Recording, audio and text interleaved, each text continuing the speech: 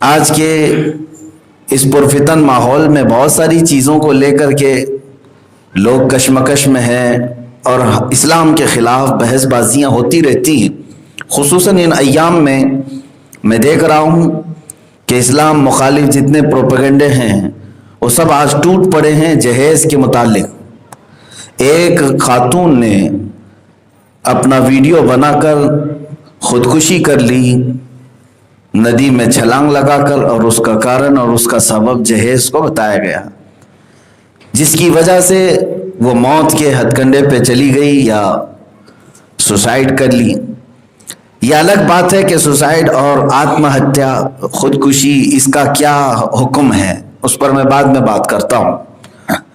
لیکن جو ایشو لے کر کے آج سب جگہ بحث بازیاں ہو رہی ہیں کہ جہیز کے نام پر عورت مر گئی، خودکشی کر لی، یہ جہیز کیا ہے؟ دو طریقے کے گفتگو سننے کو ملتی ہے۔ بعض کہہ رہے ہیں کہ جہیز تو سنت ہے، حضور پاک صلی اللہ تعالیٰ علیہ وسلم نے حضرت فاطمہ الزہرا رضی اللہ تعالیٰ عنہا کو دیا تھا اپنی بیٹی کو، تو اس کو پوری طور پر ہم لعنت نہیں کہہ سکتے، جہیز خراب ہے اس طرح سے نہیں کہہ سکتے۔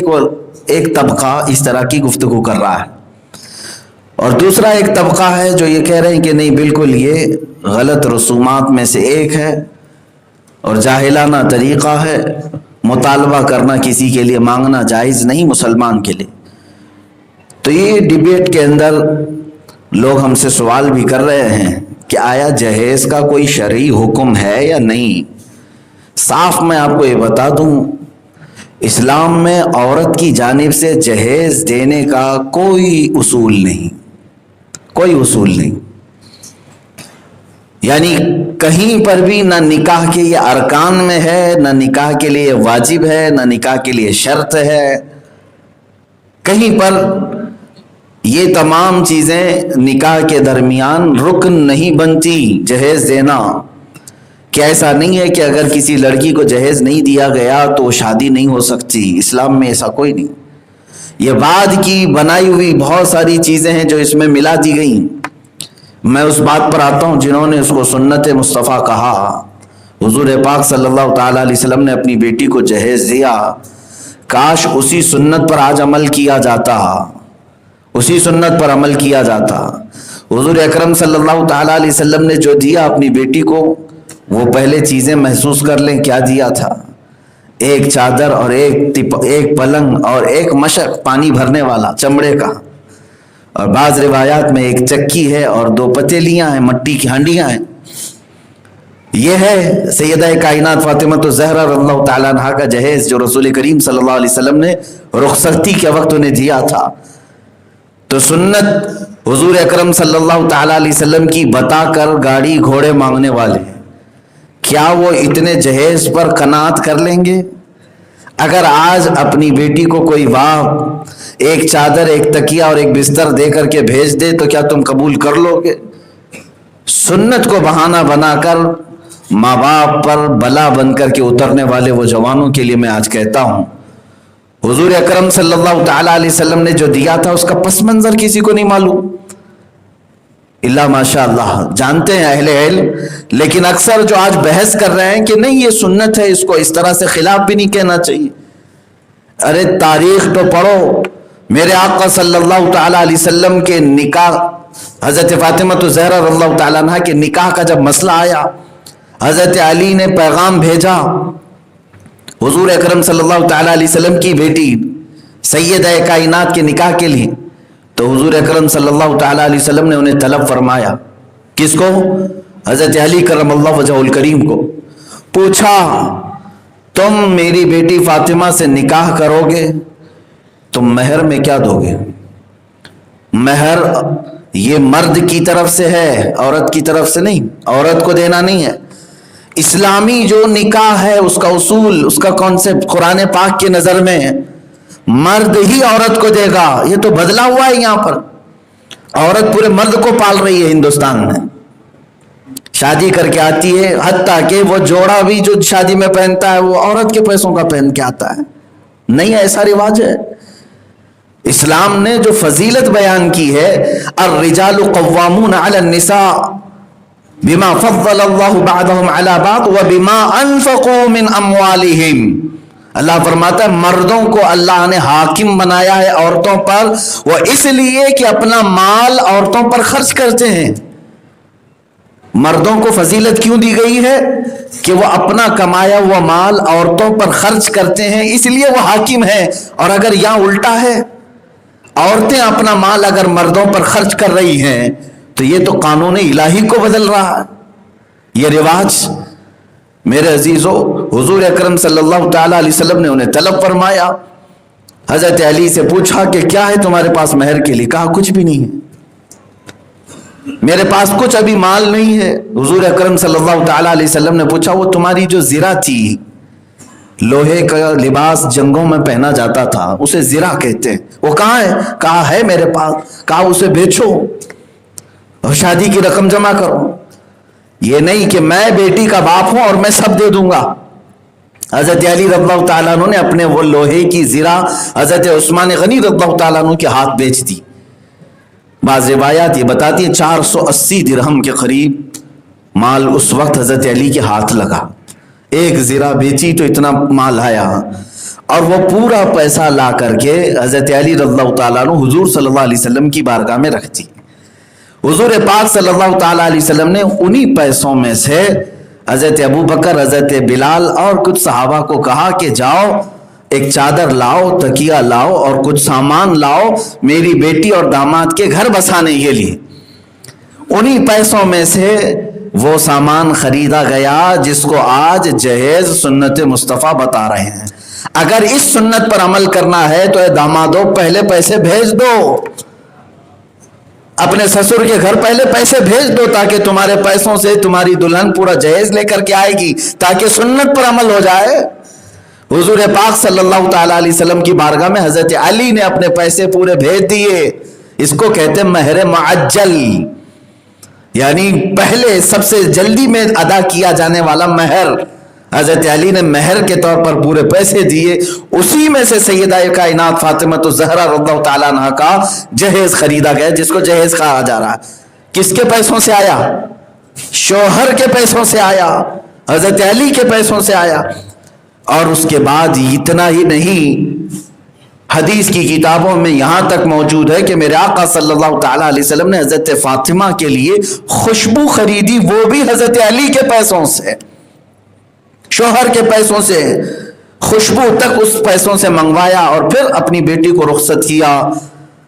اچھا، ایک تاریخی بات یہ ہے جس کا پس منظر بتایا نہیں جاتا، صرف حضور صلی اللہ تعالیٰ علیہ وسلم نے اپنی بیٹی کو جہیز دیا تھا اور اس کو بنیاد بنا کر بعض لڑکے کے گھر والے اس کو سنت سمجھ کر زبردستی وصولنا چاہتے ہیں، انکم ٹیکس کی طرح۔ میرے عزیزوں، دوسری بات یہ بھی ہے کہ حضور پاک صلی اللہ تعالیٰ علیہ وسلم کی اور بھی تو بیٹیاں تھیں، حضرت ام کلثوم ہیں، حضرت سیدہ رقیہ ہیں، ان کا جہیز کہاں ہے؟ ان کے متعلق کوئی روایت کیوں نہیں بیان کی جاتی کہ ان کی بھی تو شادیاں ہوئی؟ حضرت سیدہ زینب، حضرت ام کلثوم اور حضرت رقیہ رضی اللہ تعالیٰ عنہ دونوں کی شادیاں حضرت عثمان غنی سے ہوئی، لیکن کہیں پر بھی نہیں ملتا کہ حضور اکرم صلی اللہ تعالیٰ علیہ وسلم نے ان بیٹیوں کو رخصت کرنے کے وقت چادر، تکیہ اور پلنگ جیسے حضرت علی کے پیسوں سے دیا تھا، ایسے ان کو دیا ہے، ایسا کہیں نہیں ملتا۔ وہ فطرتاً بات یہ تھی کہ حضرت علی حضور صلی اللہ علیہ وسلم کے پروردہ تھے، حضور صلی اللہ تعالیٰ علیہ وسلم نے ہی ان کو اپنے گھر میں پالا تھا۔ وہ اگرچہ ان کے چچا کے بیٹے تھے، لیکن بچپن سے میرے آقا نے ان کو پالا تھا۔ ایک طرف اپنا پروردہ بھتیجا بھائی ہے اور دوسری طرف اپنی سگی بیٹی ہے، تو دونوں کے گھر بسانے کے لیے سرپرستی تو رسول پاک ہی فرمائیں گے۔ اتنا ہوا تھا۔ یہ ہے جہیز کے متعلق جو روایات میں لوگ کشمکش میں مبتلا ہیں، میں اس کی وضاحت کرنا چاہتا ہوں۔ عزیزان گرامی، اب آتی ہے بات جو یہاں کے رسم و رواج کو میں کہتا ہوں یہ ہندوانہ رسم و رواج ہیں۔ یہاں پر ہندوستان میں ہندوؤں کے اپنے اصول یہ تھے کہ جب بیٹی کی شادی کر دی جائے تو سارا مال اس کو دے کر رخصت کر دیں، اس لیے کہ بیٹیوں کا باپ کے حصے میں، باپ کی وراثت میں کوئی حصہ نہیں رکھا جاتا۔ بیٹیاں پہلے یہاں پر باپ کی وراثت میں سے کوئی حصہ نہیں پاتی تھیں، اور یہی کہا جاتا تھا کہ ہم نے شادی کر کے تجھے دے دیا، جو مال شادی میں خرچہ کیا وہی سمجھ لے۔ اب باپ کے مرنے کے بعد جو بیٹے موجود ہیں صرف وہی وراثت لیتے تھے۔ یہ ہندوانہ رسم و رواج، اسی کو ایڈاپٹ کیا، اسی کلچر کو بعض مسلمانوں نے اپنے معاشروں میں قبول کیا، اور آج تک بعض جاہل اسی پر عمل کرتے ہیں۔ بہت سارے جاہل ایسے ہیں جو کہتے ہیں ہم نے تو اپنی بہنوں کو نکاح میں سب کچھ دے دیا تھا، اب ہمارے باپ کی جو وراثت ہے وہ صرف ہماری ہے۔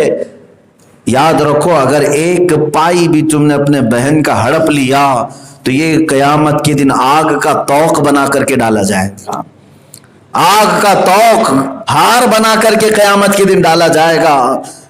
بیٹیوں کا حق ہے ان کے ماں باپ کے مال میں، اگرچہ شادی کر کے گئی ہوں۔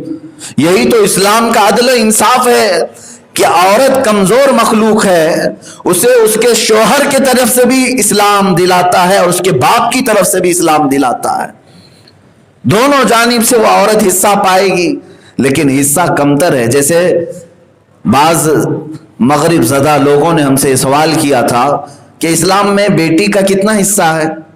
کہا قرآن پاک میں للذکر مثل حظ الانثیین، مرد کو اگر ایک حصہ دیا جائے گا باپ کے مال میں سے تو عورت کو، بیٹی کو آدھا حصہ دیا جائے گا۔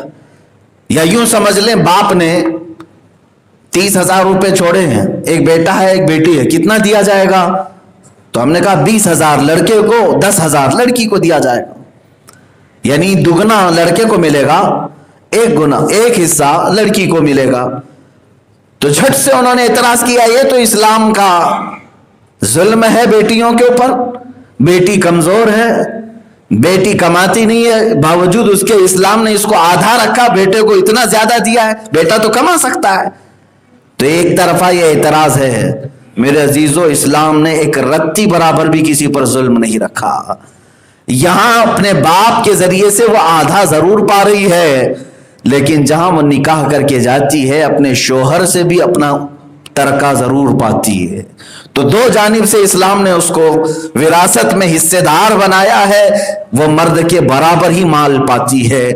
اے مسلمانوں، اسلام میں داخل ہو جاؤ، پورے کے پورے جو قوانین میرے آقا صلی اللہ تعالی علیہ وسلم کی شریعت کے ہیں اسی کو اپنا حرز جان سمجھو، وہی ہماری کامیابی کی ضامن ہے۔ باقی دوسروں سے لیا ہوا کلچر تمہارے لیے زیب نہیں دیتا۔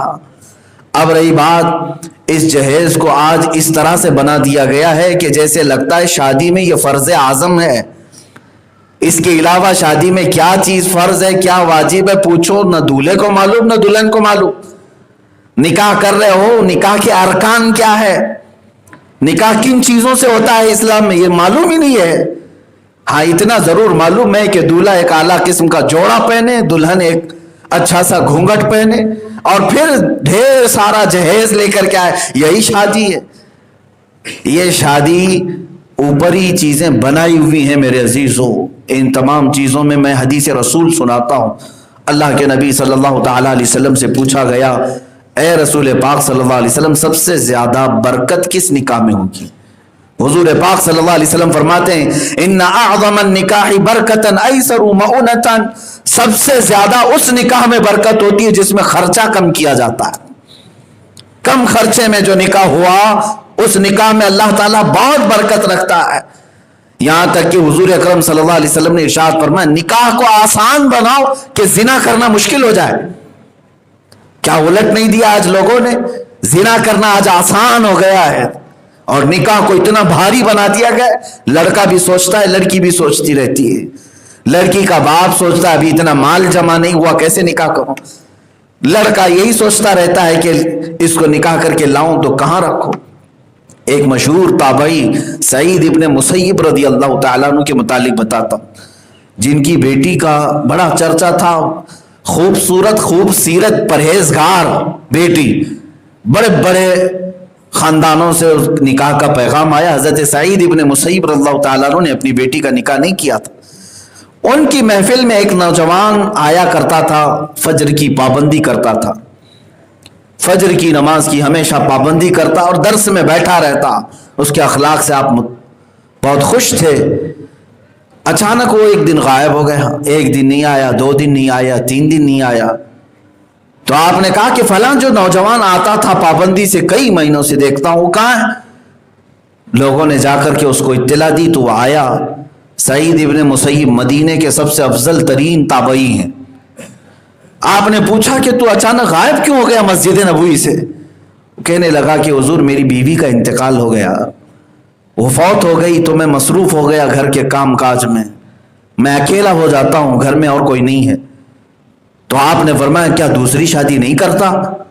اس نے کہا مجھ جیسے فقیر کو کون اپنی بیٹی دے گا؟ اب میرے پاس اتنا مال نہیں ہے کہ میں مہر دے کر کے کسی کی بیٹی نکاح میں لے آؤں۔ حضرت سعید ابن مسیب رضی اللہ تعالیٰ عنہ نے اس نوجوان کو طلب کیا اور کہا کیا تیرے پاس 2 درہم ہیں؟ کہا کہ ہاں، 2 سے 10 درہم تک تو میرے گھر میں موجود ہیں، وہ لے کر کیا میں اپنی بیٹی تیرے ساتھ نکاح کرتا ہوں۔ وہ مدینہ طیبہ کی مشہور عابدہ زاہدہ جس کے نکاح کے پیغام بڑے بڑے لوگوں کے ہاں سے آتے تھے، حضرت سعید ابن مسیب رضی اللہ تعالیٰ عنہ صرف 2 درہم کے عوض میں اپنی بیٹی اس کو بیاہ دی، ایک فقیر کو۔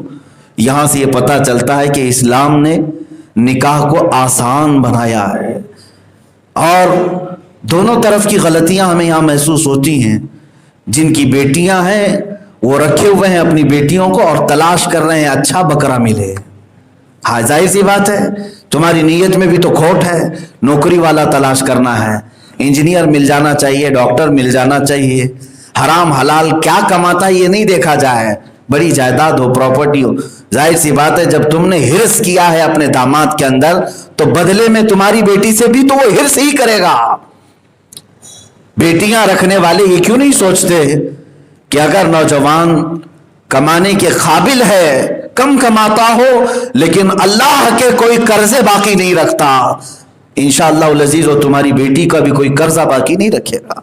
اس چیز کو تو دیکھنا ہی نہیں آج، یہ کبھی نہیں پوچھتے جا کر کے، بلکہ سب سے پہلے پوچھتے ہیں ڈگری ہوئی ہے کہ نہیں، گریجویٹ ہے نا، کالج کتنا پڑھا ہے، چاہے وہ قرآن میں الف سے با بھی نہ آتا اسے، یہ سوال بھی نہیں ہوتا۔ اسے پوچھا کہ ارکان اسلام معلوم ہے، شرائط اسلام معلوم ہے؟ آپ مسلمان ہیں اور مسلمان سے اپنی بیٹی نکاح کر رہے ہیں، ان تمام چیزوں کو کیوں نہیں دیکھا جاتا؟ 2 طرفہ خرابیاں ہیں جس کی وجہ سے زندگیاں آج جہنم بنتی جا رہی ہیں۔ یہ جو خودکشی تک کے معاملات آ رہے کیوں آ رہے ہیں؟ اس میں ماں باپ کا بھی قصور ہے، ماں باپ کی غلطیاں ہیں۔ میں بیٹیوں کے باپ سے یہی کہوں گا کہ تم نے اپنی بیٹیاں پالی ہیں بازار میں بیچنے کے لیے نہیں، تمہارے اپنا وہ لخت جگر ہے، تمہارے جگر کا ایک ٹکڑا ہے۔ تم جب کسی کے گھر اسے رخصت کر رہے ہو تو اللہ اس کے رسول کے نام پر، آج بھی ہمارے گھروں میں یہ رواج ہے یا نہیں، جب ہماری بیٹی رخصت ہوتی ہے تو اللہ کا کلام قرآن مقدسہ لے کر کے گھر سے جاتی ہے، آج بھی ہے رواج۔ میرے عزیزو یہی ہمارے بزرگوں کا تھا طریقہ۔ بیٹی جب گھر پر جاتی تھی اپنے شوہر کے گھر والے آ کر پوچھتے کیا لائی ہے تو کہتی قرآن پاک لے کر آئی، لیکن وہ اب صرف رسم کے لیے قرآن دیا جا رہا ہے، باقی تو سب جہیز کے نام پر کیا کیا اس کو اٹھا کر کے ڈالا جاتا ہے، پھر اس میں ایک ایک چیز پر اس کے گھر والے اسے تنگ کرتے ہیں۔ ایک بات یاد رکھنا، دنیا کے طلبگار کا پیٹ کبھی نہیں بھر سکتا، حدیث پاک میں ہے یہاں تک کہ قبر کی مٹی ہی اسے بھر سکتی ہے، باقی اس کا پیٹ کبھی نہیں بھرے گا۔ جو تم سے آج مطالبہ کیا تھا کہ اتنا مال چاہیے، یہ یاد رکھ لینا کہ وہ کبھی خاموش نہیں رہے گا۔ 1 لاکھ کا مطالبہ کرنے والا شادی کے 2 سال کے بعد 2 لاکھ پھر مانگے گا، اس کے بعد پھر مانگے گا۔ جو واشنگ مشین مانگتا ہے وہ مکسر بھی مانگتا ہے، جو بائک مانگتا ہے وہ پھر کار بھی مانگے گا، اس لیے کہ ایک بار کتے کے منہ پر دہی لگ جائے تو پھر کتا لالچی بن جاتا ہے اور چوری کر کے دہی کھانا چاہتا ہے۔ اسی طرح سے بعض انسانوں کی فطرت ان کے سسرال والوں نے غلط کی ہے، بیٹیوں کے ذریعے سے بہت کچھ انہیں دے کر کے بھیجنا تاکہ داماد نکما ہو جائے، جب جب اس کی گاڑی اٹکے کہیں پر وہ اپنی سسرال کی طرف نظر اٹھائے، اپنی بیوی سے کہے جا اپنے باپ سے مانگ کر کے لیا، میں بزنس کروں گا، اور پھر اس پر دھوس ایسا جمائے، باپ سے یہ کہے ارے میں کما رہا ہوں تو کس کے لیے؟ تمہاری بیٹی کو خوش رکھنے کے لیے۔ اللہ نے کیا تمہیں معذور بنایا ہے؟ معذور پیدا کیا ہے؟ قرآن پاک میں اللہ تعالیٰ نے تمہارے لیے تو ارشاد فرمایا کہ تمہیں اللہ نے حاکم بنایا ہے، محافظ بنایا ہے عورتوں کا، اس لیے کہ تم اپنے ہاتھوں سے کماؤ اور اپنی بیویوں پر خرچ کرو، اور میرے آقا نے اس پر ثواب کی بشارت بیان فرمائی، ارشاد فرماتے جس نے اپنی بیوی پر خرچ کر کے ایک لقمہ کھلایا اللہ اسے ایک صدقے کا ثواب عطا فرمائے۔ اور یہ بھی پوچھا حضور اکرم صلی اللہ تعالیٰ علیہ وسلم سے افضل چیز کیا ہے؟ رات میں تنہائی میں نفل پڑھے یا کوئی اور عبادت؟ حضور اکرم صلی اللہ علیہ وسلم نے فرمایا تنہائی میں نفل نماز ادا کرنے سے بہتر اپنی بیوی کو حلال طریقے سے رات میں خوش رکھنا، یہ اس سے بہتر چیز ہے، اس سے بہتر ہے، کیونکہ کمزور مخلوق تیرے گھر آئی ہے تو اس کی پرورش کر، نہ یہ کہ اس کے باپ کے مال پر اپنی عمارت کھڑی کر۔ یہ چیزوں کو بدلیں، کم سے کم مسلمان تو بدلیں۔ میں سوچتا ہوں بہت ساری ٹیمیں ہیں، بہت ساری کمیٹیاں ہیں، نوجوانوں کی ایسی کمیٹی کیوں نہیں بنتی جو علل اعلان یہ کہیں کہ ہم بغیر کسی مطالبے کے، بغیر جہیز کے نکاح کر کے اپنی گھر دلہن لے کر آئیں گے سنت مصطفیٰ کے مطابق، میرے آقا صلی اللہ تعالیٰ علیہ وسلم کی سنت کے مطابق۔ نوجوانوں کو میں نے اس سے قبل بھی اس طرح کی دعوت دی تھی، وہ شرماتے ہیں، وہ کہتے ہیں ماں باپ مانتے نہیں ہیں، کیونکہ یہ سلسلہ چل رہا ہے، بہت پہلے سے چلا ہے، اور ماں بھی لائی تھی اپنے گھر سے، اور اس گھر میں کافی دنوں سے جوجھ رہی ہے مصیبت کو لے کر۔ وہ یہی سوچتی ہے بہو آئے تو خالی ہاتھ کیوں آئے گی؟ میں تو اتنے سال رگڑ چکی ہوں گھر پہ جہیز کے نام پہ، میرے بیٹے کی عورت آئے تو میں بھی دیکھوں گی کتنا مال لاتی۔ یہ سلسلہ وار گناہ چلتا رہے گا، کہیں تو اسے بند کیا جائے، کہیں تو اسے روکا جائے۔ بہرحال میرے عزیزو، جس چیز کو جہیز سنت مصطفیٰ کہا جا رہا ہے وہ سنت وہی ہے کہ شوہر کے مال سے خرید کر اپنی بیٹی کو رخصت کیا جائے۔ اور اللہ قرآن میں فرماتا ہے نکاح کرو اے نوجوانوں، اگر تم فقیر ہو تو اللہ نکاح کی برکت سے تمہیں غنی بنا دے گا۔ فرمایا گیا جس دن دلہن گھر پر آتی ہے اس دن رزق کے 10 نئے دروازے کھولے جاتے ہیں کہ تیرے گھر میں ایک نیا مہمان آیا ہے، اس کے رزق کا بھی اللہ رب العزت انتظام فرماتا ہے۔ تم الگ الگ حرص اور طمع اور لالچ نہ رکھو، اور خاص طور پر ہندوانہ رسم و رواج کے مطابق مسلمانوں میں اگر ایسی چیزیں آتی ہیں تو یہ بہت بڑے گنہگار ہیں۔ اور یاد رکھنا جہیز کے نام پر ٹارچر کرنا، جہیز کے نام پر اسے مارنا، پیٹنا، جلانا، دفن کرنا، معاذ اللہ رب العالمین، میں اس کو یہی کہوں گا کہ تمہارے اندر ابھی بھی جاہلیت ہے، اسلام کی خوشبو نہیں آئی، جاہلیت ہے۔ یہ تمام چیزیں عورت آئی ہے تم اس پر خرچ کرو، نہ یہ کہ وہ مال تم پر خرچ کرے۔ اب آئے میں عورتوں کو یہ کہوں گا، یہ برے رسم و رواج کی وجہ سے آج اگر کہیں مصیبت میں تم ٹکرا گئی تو کیا اس کا سولوشن خودکشی ہے؟ اگر کوئی شوہر ہراسمنٹ کرتا ہے، ٹارچر کرتا ہے، مارتا ہے، تو کیا اس کا حل خودکشی کر لینا ہے؟ خودکشی کرنا یہ بزدلوں کا کام ہے، ہمت والے بہادر لوگ اس طرح کا کام نہیں کرتے۔ قرآن پاک میں اللہ نے فرمایا وَلَا تُلْقُوا بِأَيْدِيكُمْ إِلَى التَّهْلُكَةِ، تم اپنے آپ کو ہلاکت میں مت ڈالو۔ رسول کریم صلی اللہ تعالیٰ علیہ وسلم سے پوچھا گیا جو اپنے آپ کو مار لے اس کے لیے کیا ہے؟ میرے آقا صلی اللہ علیہ وسلم نے فرمایا وہ ہمیشہ کی دوزخ میں چلا جائے گا، وہ جہنمی ہے، خودکشی کرنے والا جہنم میں چلا جائے گا۔ ایک حدیث پاک میں ہے قیامت کے دن خودکشی کرنے والے لوگ اٹھائے جائیں گے، اور جس آلے سے، جس طریقے سے انہوں نے دنیا میں اپنے آپ کو مارا تھا اسی چیز کے ساتھ وہ قیامت کے دن اٹھائے جائیں گے۔ اگر کسی نے اپنے آپ کو چاقو سے مارا تھا، ہتھیار سے مارا تھا، یہ اسی چاقو اور ہتھیار کے ساتھ اٹھایا جائے گا، اور جتنے 100 سال اسے کھڑا کیا جائے گا اتنے 100 سال تک وہ اس چاقو اور بھالے سے اپنے آپ کو مارتا ہی رہے گا۔ اور حدیث پاک میں جس نے جلا کر کے اپنے آپ کو ہلاک کیا وہ قیامت کے دن اٹھایا جائے گا اور آگ میں جلتا ہی رہے گا، جلتا ہی رہے گا، بند نہیں کی جائے گی، اس پر آگ کو ختم نہیں کیا جائے گا۔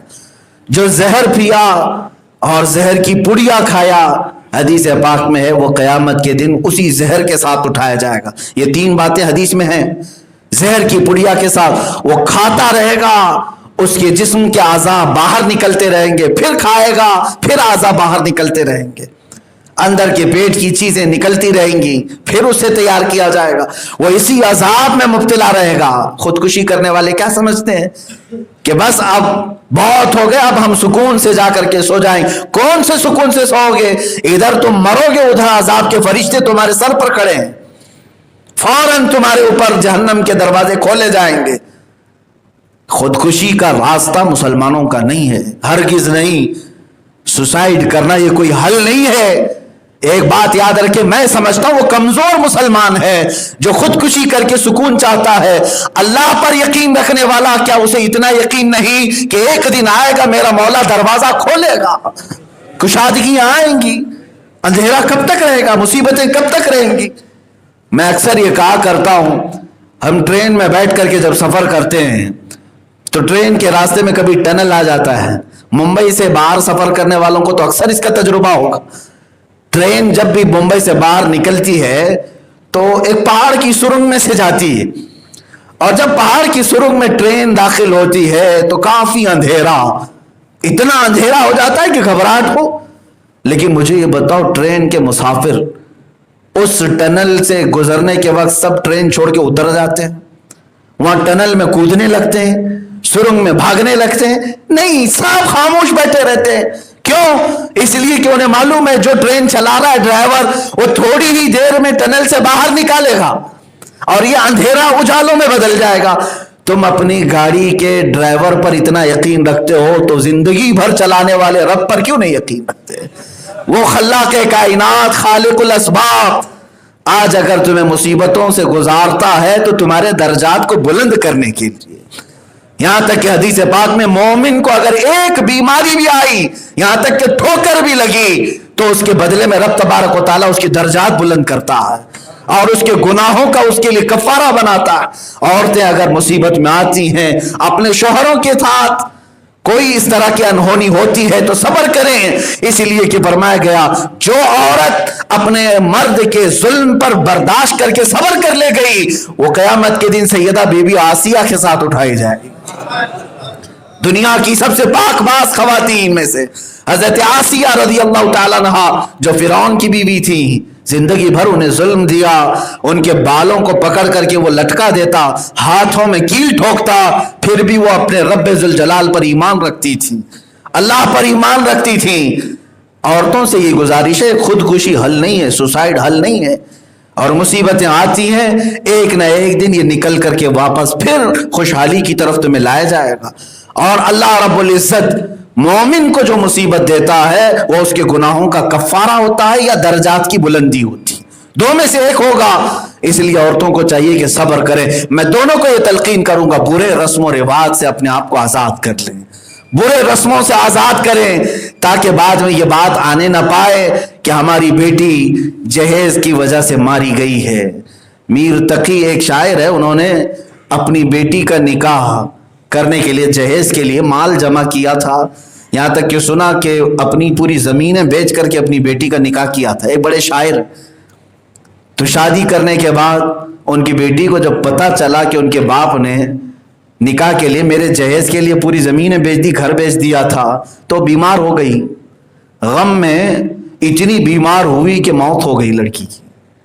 باپ آئے، بہت جہیز دیا تھا، اور باپ آ کر کے اپنی بیٹی کا چہرہ دیکھا، اس کے بعد انہوں نے ایک اپنی زندگی کا آخری شعر کہا تھا کہ میں نے اپنی بیٹی کو ساری چیزیں دے دی تھی، لیکن بھول گیا تھا اس جہیز میں ایک کفن کو بھی دینا تھا، کفن میں نہیں دے سکا، وہ چیز کمی رہ گئی تھی۔ میرے عزیزوں، کسی کے باپ کی بیٹی اپنے گھر پر لا کر اتنا اسے نہ ستاؤ کہ قیامت کے دن وہ تمہارے خلاف مقدمہ کرے۔ اور جانور کے چہرے پر ہاتھ مارنے سے حکم حدیث کا یہ ہے، قیامت کے دن وہ جانور کو زندہ کیا جائے گا، وہ اپنی سینگوں سے اس کے پیٹ میں مارے گا، بدلہ لے گا۔ جانور کو مارنے کا حکم یہ ہے۔ عورت تو اللہ کی مخلوق ہے اور اشرف المخلوقات ہے، تمہارے لیے تمہارے گھر کی برابر کی پارٹنر بن کر آئی، تمہارے اولاد جس کے ذریعے سے تمہاری نسل چل رہی ہے وہ سب مجمع ہے، تمہاری زندگی کا ایک بہترین وہ ایسی کھیتی ہے جہاں سے نہ جانے کتنی فصلیں نکلنے والی ہیں، تمہاری اولاد کے ذریعے سے، تمہارے گھر کے ذریعے سے۔ بلکہ اللہ سے ہمیشہ یہی دعا کرو، عورتوں کے لیے اور مردوں کے لیے یہ دعا میں تلقین کر کے جا رہا ہوں قرآن پاک کی، جن کے گھر اس طرح کے آتش کدے بن گئے ہیں، یعنی ہر وقت غصے اور بھڑکنے والی آگ ہی لگی رہتی ہے دونوں طرف سے، ان کے لیے یہ دعا ہے، ربنا هب لنا من ازواجنا وذریاتنا قرۃ اعین واجعلنا للمتقین اماما۔ یہ قرآن پاک کی آیت ہے جس میں اللہ نے خود بندوں کو سکھایا، یوں کہو اے ہمارے رب، ربنا هب لنا من ازواجنا، عورتیں دعا کریں تو اپنے شوہروں کے لیے آ گیا اس میں، مرد اگر دعا کریں تو اپنی بیویوں کے لیے اس میں بات آ جائے گی، الگ کرنے کی ضرورت نہیں، ایک ہی دعا ہے دونوں کے لیے، ربنا هب لنا من ازواجنا وذریاتنا قرۃ اعین، اے ہمارے رب ہماری بیویوں میں یا ہمارے شوہروں میں اور ہماری اولاد میں ہماری آنکھوں کی ٹھنڈک عطا فرما دے۔ یہ دعا جس کی قبول ہو گئی انشاءاللہ بیوی شوہر کے لیے راحت ہے اور شوہر بیوی کے لیے راحت ہے اور اولاد اپنے ماں باپ کے لیے راحت ہے۔ وآخر دعوانا الحمدللہ رب العالمین۔